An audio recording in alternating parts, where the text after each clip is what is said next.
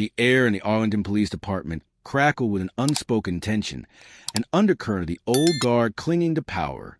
Little did anyone know, the very person poised to shatter that antiquated system had just walked through their doors, unnoticed. What began with casual contempt and a hateful punch from an arrogant lieutenant would soon unravel into a stunning revelation, leaving everyone reeling and facing the steep price of their arrogance. Arlington, a mid-sized city nestled deep in the American South, harbored a persistent, if often unacknowledged, problem: racial discrimination within its policing ranks. Despite decades of civil rights struggles, the department remained stubbornly influenced by outdated ideologies, where implicit racial bias dictated promotions and opportunities.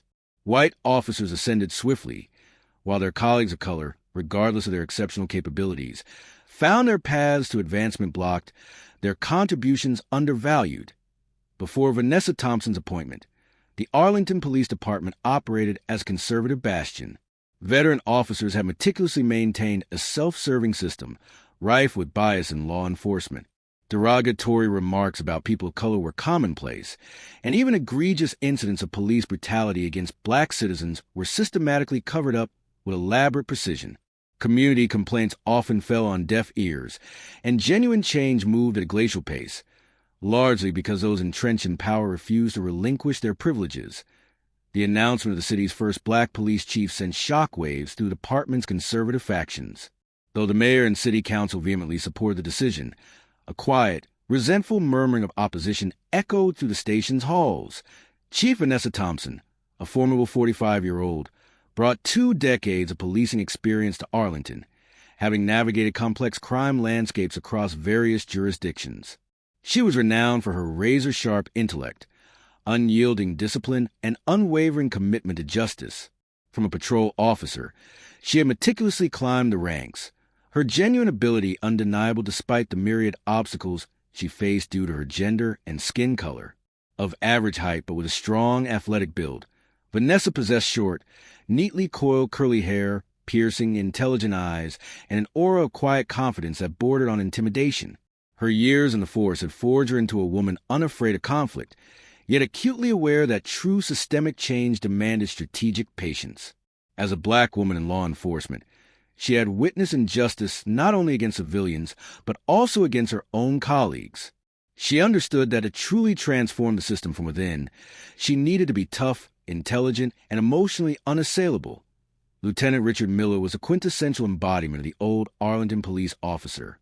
White conservative and overtly misogynistic, he harbored a particular disdain for any black superior. With over 15 years on the force, Miller was known for his aggressive toughness and his extensive network among the department's senior brass. Tall, muscular, and perpetually exuding an air of authority, he routinely lorded over his subordinates and anyone he deemed unworthy of his respect. Miller firmly believed that a strong police department could only be led by individuals possessing real authority, a category he exclusively reserved for white men. That fateful morning, Vanessa Thompson entered the Arlington Police Department, the very institution she was now tasked with leading. But instead of a grand official entrance, she wore casual attire, dark jeans, a simple shirt, and a smart blazer. No name tag, no badge, no hint of her new, commanding role. Her reason was simple. She wanted to observe firsthand how the officers in this department treated an ordinary black woman, stripped of any official identifiers. The moment she stepped through the glass doors, the familiar, stagnant atmosphere of an organization steeped in old ways enveloped her. Several officers lounged around the reception desk, chatting idly, their attention far from their duties. In a corner, a middle-aged black man sat in a waiting chair, his face etched with worry. Vanessa didn't rush to the desk. She paused, silently observing. A middle-aged white officer, sipping coffee and conversing with a colleague, spotted the black man. He pursed his lips and whispered, "Another black guy with problems. Let's see what he comes complaining about today." His colleague chuckled, offering no retort. Vanessa's brow furrowed. It wasn't the first time she'd heard such casual racism, but it still grated as she approached the reception desk. A young officer sat behind it, absorbed in his phone, oblivious to the waiting public. The black man had been waiting for over 15 minutes, yet no one had acknowledged him or offered assistance. Vanessa cleared her throat softly. The young officer finally looked up, his gaze sweeping over her dismissively before he offered a half-hearted, unfriendly smile. "What do you need?" he drawled. Vanessa studied his face. Indifference, unprofessionalism, and a palpable hint of disdain. "I'm here to see HR," she stated, her voice calm. He glanced at her again, his eyes subtly judgmental, then, without a word, returned to his phone, leaving Vanessa standing. She silently committed his face to memory. Her first day had begun. Vanessa remained still, meticulously observing the young officer's blatant disregard for citizens. The black man continued to wait, his impatience evident but unspoken. She sighed. Just as she was about to navigate the building herself, a deep voice boomed from behind her. "What is this?" Vanessa turned to face a large man in his mid-40s, impeccably dressed in a police uniform. He had short, light brown hair, a square jaw, and piercing blue eyes.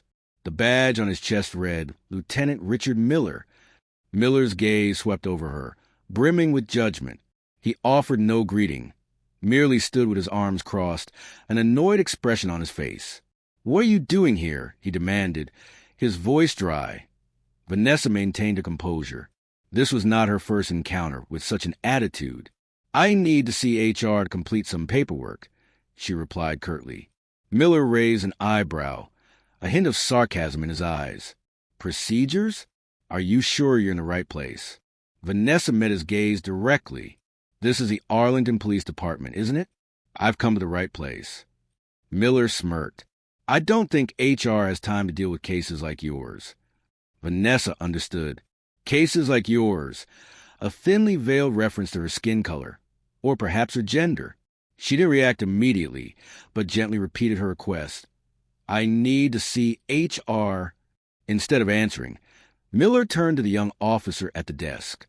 "Do you hear anything?" The young officer shrugged. "She wants to see HR." Miller chuckled, then looked at Vanessa with a mocking gaze, shaking his head. "Look, miss, I don't know if you're here to look for a job or file a complaint or something, but we don't have time to deal with such trivial matters." Vanessa felt her blood begin to boil, but she kept it in check. "I have the right to service like any other citizen." Miller sneered. "Rights? Let me guess. You just finished watching some movie on Netflix and thought you could come here and claim your rights." A few officers nearby overheard his words and burst into laughter. Others merely glanced at him and continued their work, none intending to intervene.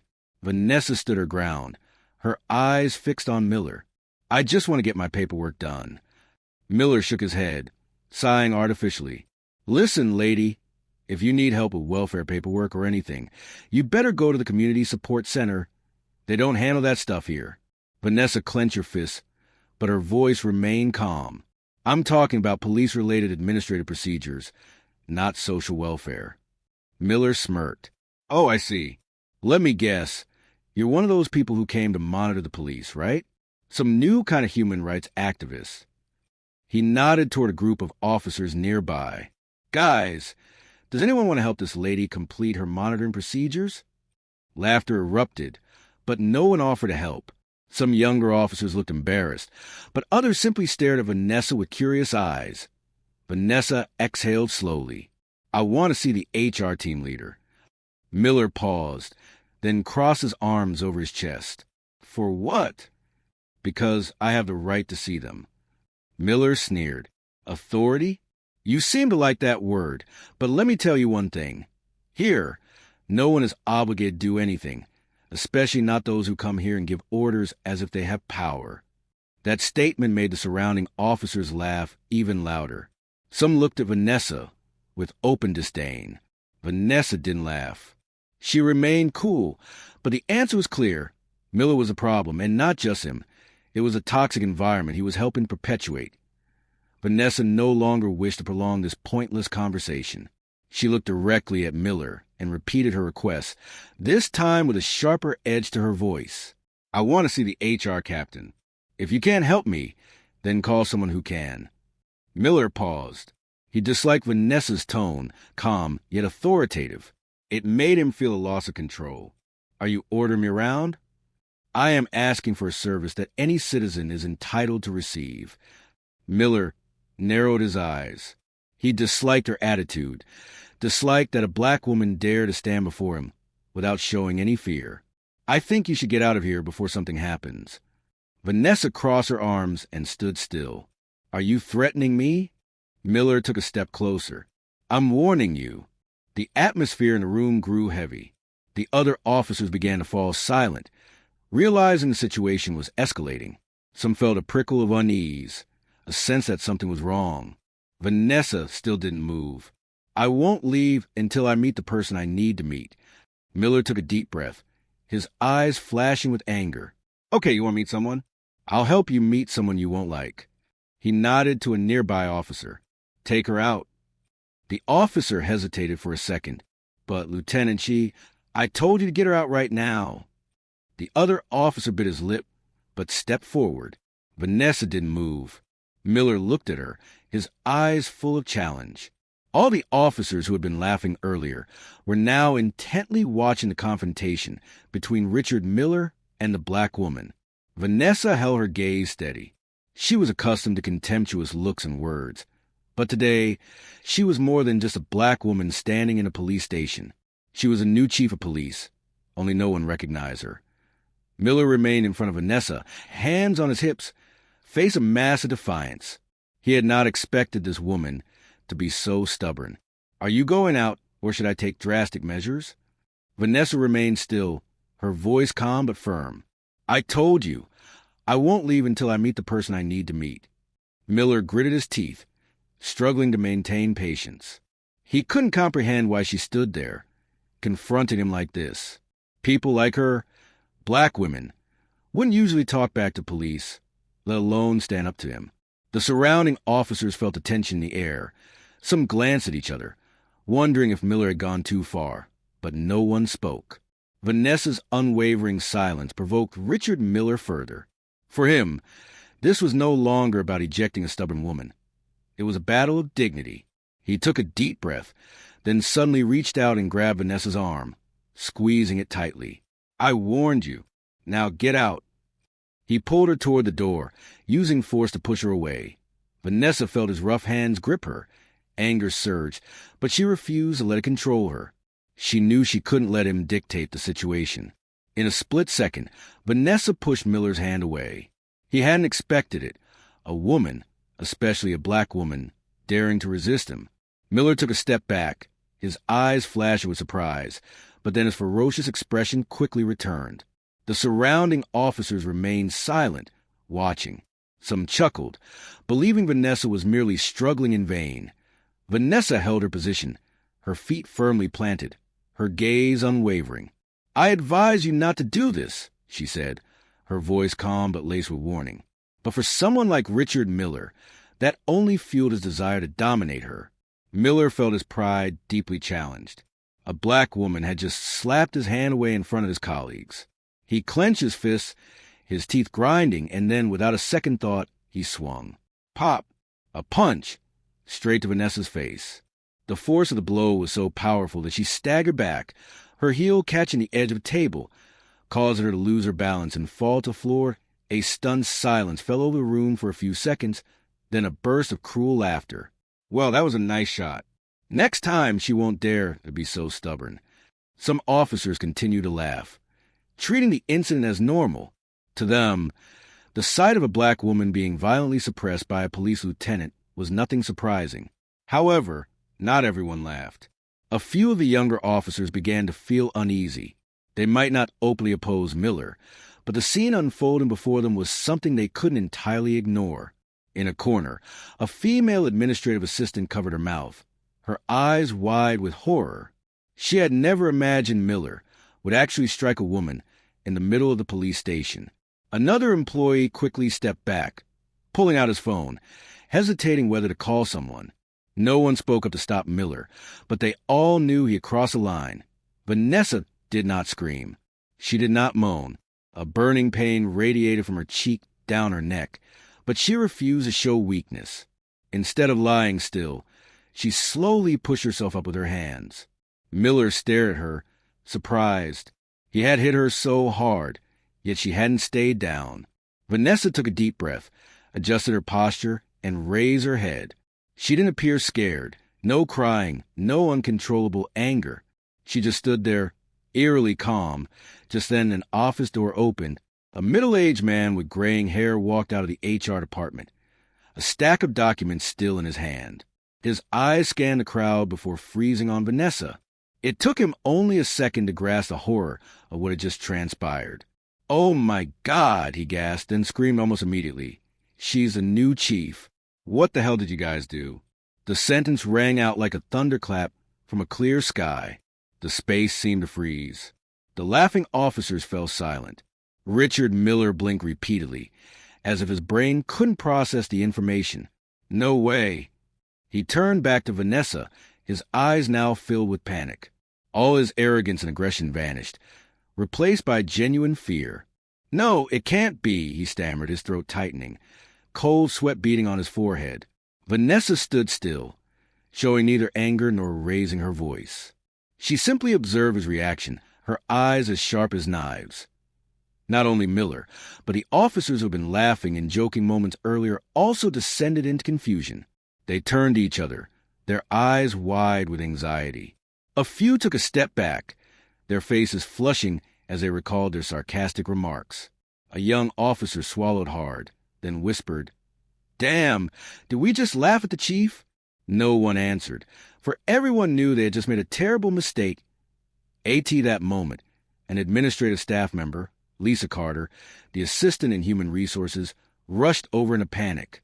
She hurried to the HR manager, shouted Vanessa's identity, grabbed the file from his hand, and flipped through it. Then she looked up, her voice trembling. "Oh my God, it's true. This is a new police chief, Vanessa Thompson, just appointed." The people around took a collective deep breath. There was no doubt the woman they had just mocked, despised, and even assaulted was the one with the highest authority in the building. An old officer standing in the corner quickly removed his hat, not daring to look up.